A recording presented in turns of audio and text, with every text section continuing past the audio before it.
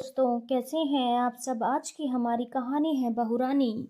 शादी के 15 साल बाद आज शिवानी के पति अनूप ने बातों ही बातों में किसी बात से नाराज होकर सबके सामने कहा कि तूने आज तक किया ही किया है, सिर्फ घर पे खाना बनाना और बच्चों को संभालना। और वैसे भी आजकल बच्चे भी तुम्हारी बात कहाँ सुनते हैं, वो अपने मन की ही तो करते हैं।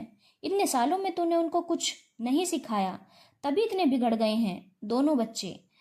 अपने पति की ऐसी बात सुनकर आज पूरी रात शिवानी को नींद नहीं आई।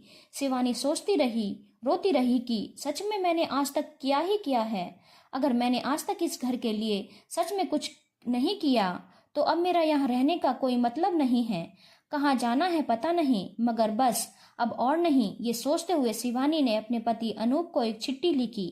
उसमें उसने लिखा था कि मैंने आज पूरी रात सोचा कि तुम शायद सही कह रहे थे, आज तक मैंने किया ही किया है। कौन हूं मैं, मेरी पहचान क्या है।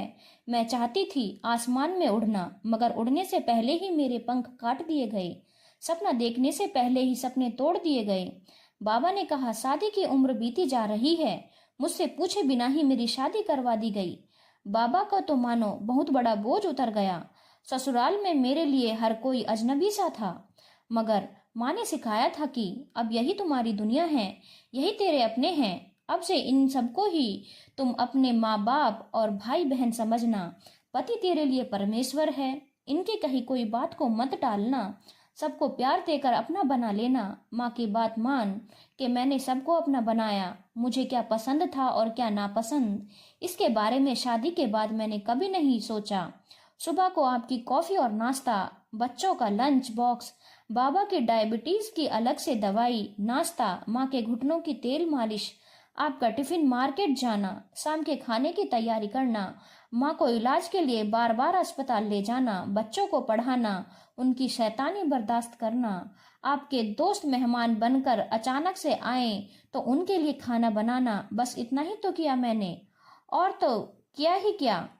इसलिए अब मुझे कुछ और करना है। अब मैं जा रही हूँ, ये तो नहीं जानती कहाँ, मगर मुझे जाना है। पर तुम अपना ख्याल रखना। फिर शिवानी ने वो चिट्ठी टेबल पर रख चुपचाप वहां से चली गई। सुबह होते ही बाबूजी अपनी दवाई, नाश्ता और अखबार के लिए बहू को आवाज देने लगे। उसके साथ माँ भी अपने घुटनों की मालिश के लिए बहू को आवाज देने लगी।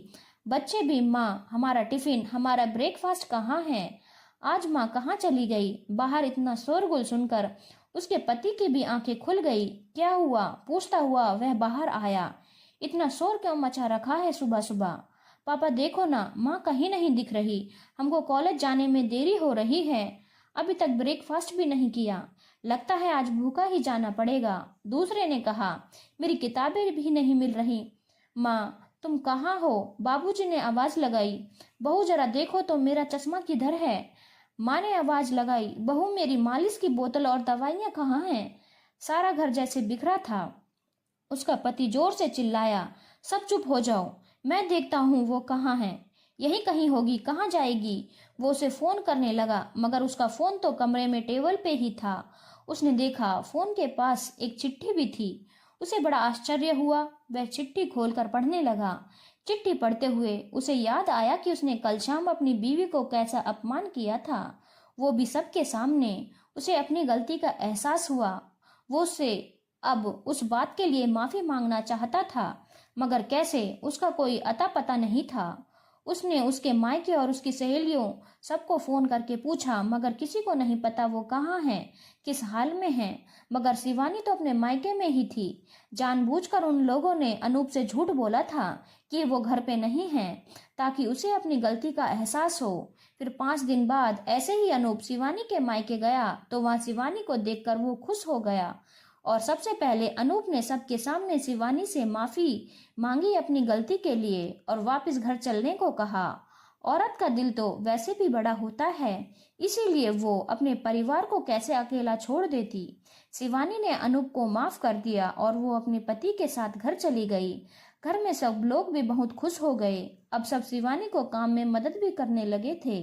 अब सारे काम का बोझ सिर्फ शिवानी पर ही नहीं था, तो उसे भी थोड़ा आराम मिल रहा था। बच्चे भी अपनी माँ को काम में मदद करने लगे थे और अपनी माँ का सम्मान भी करने लगे थे। तो दोस्तों, औरत ऐसी ही होती है जो अपने बारे में तो नहीं मगर अपनों के बारे में ज्यादा सोचती है। औरत को बस अगर आप थोड़ा सा प्यार और थोड़ा सा सम्मान और थोड़ी सी खुशी दे दें तो वो अपनी पूरी जिंदगी आपके नाम कर दे। आखिर औरत ऐसी ही होती है। क्या आप बता सकते हो कि शिवानी ने घर छोड़कर सही किया या गलत, और वापस अपने परिवार आकर अपना घर फिर से संभाल कर सही फैसला किया या गलत? धन्यवाद दोस्तों। अगर आपको कहानी अच्छी लगी हो तो चैनल को लाइक, शेयर और सब्सक्राइब करना ना भूलें।